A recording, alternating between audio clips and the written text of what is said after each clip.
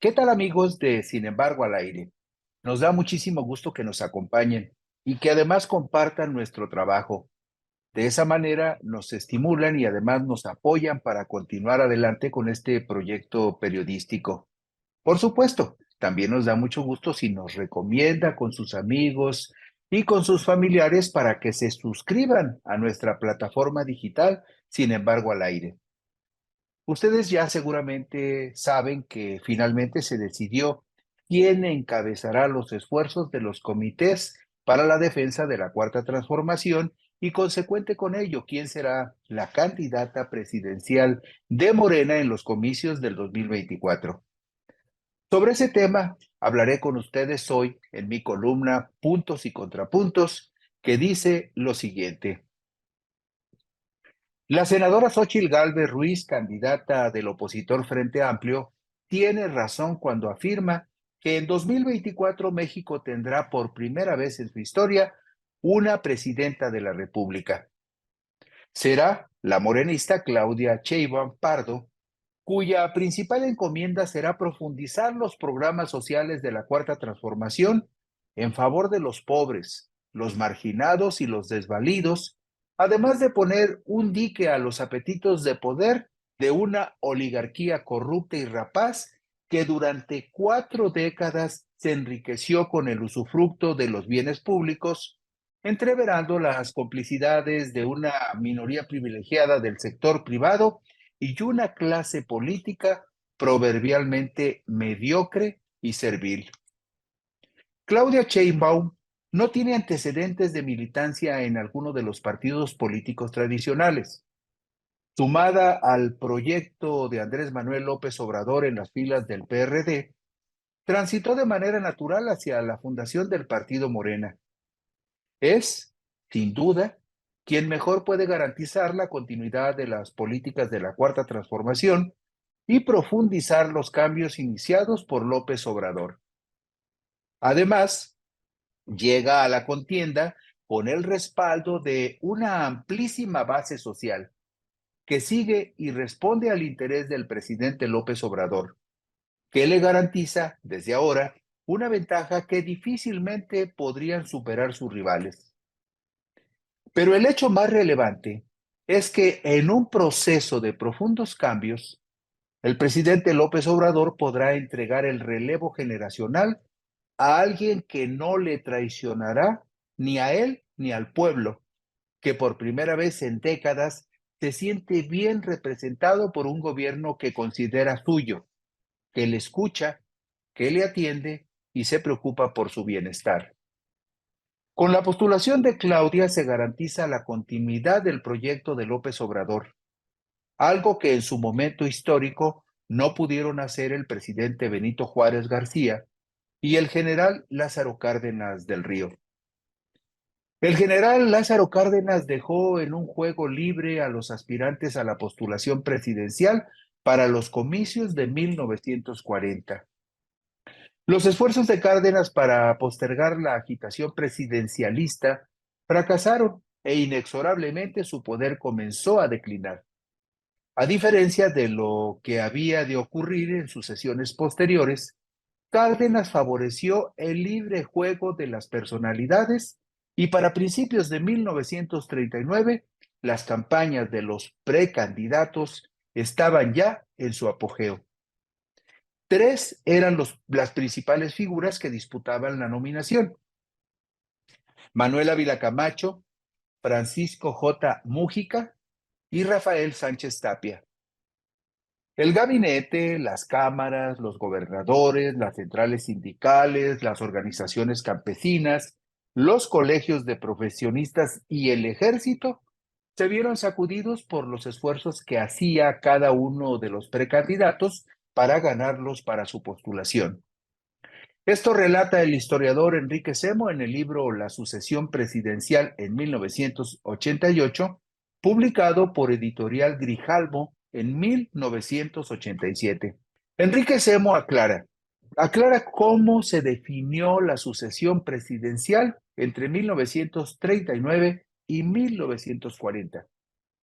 Dice lo siguiente: Ávila Camacho era el candidato más moderado, Mújica, el más idóneo para continuar la obra de Cárdenas, y Tapia, el más anodino. Al otorgar su apoyo al primero, al general Ávila Camacho, Cárdenas fue consecuente con la política esbozada frente a la ofensiva de la reacción. Para evitar la intervención extranjera y quizá hasta la guerra civil, Cárdenas congeló las reformas estructurales y frenó a obreros y campesinos. Fue en esos 2 años cuando la posibilidad de una vía popular a la modernización, basada en el auge de las cooperativas y de la pequeña empresa, quedó definitivamente clausurada. Hay otra historia, en otro tiempo, que con diferentes actores y matices refleja una sucesión conflictiva. Aprobada el 5 de febrero de 1857, la Constitución Política de los Estados Unidos Mexicanos fue de inmediato condenada tanto por el Arzobispado de México como por el Papa, desde Roma, pues a diferencia de la Constitución aprobada en 1824, la de 1857 excluía a la Iglesia Católica del papel relevante que se le reconoció y atribuyó luego del surgimiento de la nueva República Mexicana. En el mismo proceso electoral en el cual Ignacio Comonfort fue electo presidente de la República, Juárez García fue nombrado presidente de la Suprema Corte de Justicia de la Nación, cargos que ambos asumieron en diciembre de 1857. Con la anuencia de un nuevo Congreso, menos radical que el constituyente, Comonfort logró que fuera aceptado el nombramiento simultáneo de Juárez García como titular del Ministerio de Gobernación en su gabinete.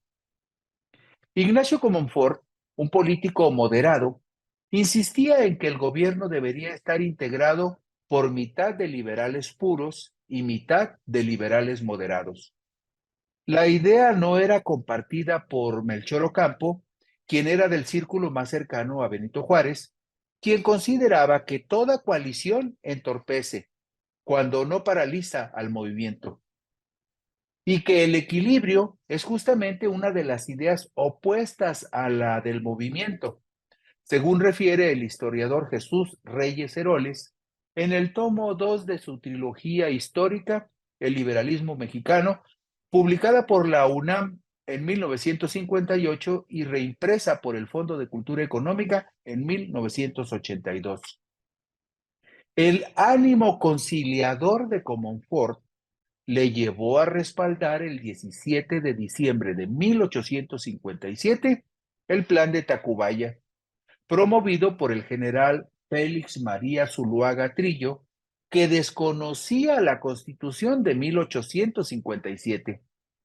Virtualmente, Comonfort fue partícipe de un autogolpe de Estado.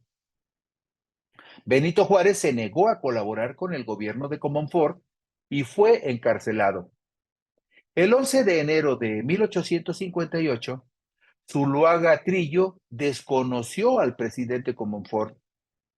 Como presidente de la Suprema Corte de Justicia de la Nación, Juárez reclamó la presidencia de la República. El general Zuluaga Trillo fue respaldado por la oligarquía, por el alto clero católico y por militares conservadores de alto rango para asumir la presidencia interina del país. Así se inició la llamada Guerra de los 3 Años, también identificada como Guerra de Reforma, con dos presidentes, uno conservador y otro liberal. La mayoría del pueblo que respalda a López Obrador y a la Cuarta Transformación hará ganar a Claudia Sheinbaum el domingo 2 de junio del 2024. Son por lo menos 30 millones de personas que se benefician con los programas sociales del gobierno federal que en un hipotético escenario de participación en el cual acudiera a las urnas el 64% de los mexicanos que tienen credencial de elector, representarían potencialmente el 48% de la votación que podría captarse en todo el país. De los 32 gobernadores que hay en la República, 23 son de Morena y sus aliados. y tienen influencia de gobierno, influencia política, territorial y electoral en una población que representa más del 70% de los habitantes de México y un porcentaje similar de los potenciales votantes de todo el país. En la contienda interna de Morena se probó que los seguidores de López Obrador tienen muy claro quién es la pieza clave para profundizar la cuarta transformación y le dieron un amplio triunfo a Claudia. Quedó claro que el dinero y la propaganda no compran ni el afecto ni el respeto, pues la mayoría rechazó la impúdica, grosera y evidentemente despilfarradora campaña publicitaria de Adán Augusto López Hernández, quien tapizó de anuncios espectaculares la mayoría de las avenidas de las ciudades del país. También dejó claro la contienda interna que la lealtad y la coherencia tienen su recompensa. Al ubicar en el tercer lugar al diputado petista Gerardo Fernández Noroña, quien sin invertir más dinero que en la gasolina para su vehículo y en alimentos, logró el reconocimiento y aprecio de quienes lo consideran un leal, honrado y eficaz defensor de la Cuarta Transformación y de López Obrador. En la vida y en la política hay sabias sentencias que nos heredan nuestros mayores. Del tamaño de la abyección, del sometimiento a una persona, de sus promesas o juramentos de presunta lealtad, de ese tamaño es la dimensión de su ambición. Y está claro que toda desmesurada ambición incuba el germen de la traición. Marcelo Ebrard dijo el pasado miércoles 6 de septiembre que el lunes 11 de septiembre decidirá su futuro si sigue ligado a Morena o toma otro camino. Sin importar a dónde vaya, llevará sobre sus hombros el peso de sus fragilidades y desvaríos, pero también quedará marcado por la imborrable huella de la infidelidad y la desconfianza. Marcelo naufragó en esa inocultable altivez y apetito desordenado de ser preferido a otros, esa satisfacción y envanecimiento por la contemplación de las propias prendas, con menosprecio de los demás, esa delirante pretensión de suponerse y asumirse como la más confiable esperanza de un mundo ansioso de ser iluminado por los insuperables destellos de su inteligencia superior. La gran ventaja de Claudia Sheinbaum está cimentada en el concreto sólido de una amplia mayoría que sigue con fidelidad a López Obrador y que deposita en ella su esperanza por la continuidad de la Cuarta Transformación. Claudia, licenciada en física, maestra en ingeniería energética y doctora en ingeniería ambiental, ha sido víctima de un sistema de medios de comunicación convencionales, instrumentos del poder faccioso de la oligarquía, que se ensañaron al denostarla por el simple hecho de ser mujer. Sheinbaum llegará a la presidencia de la República en el 2024, lo que profundizará el envilecimiento de esa prensa canalla que avanza enfebrecida hacia su natural extinción. Muchas gracias por su compañía. Si les apetece, por aquí nos encontraremos dentro de una semana.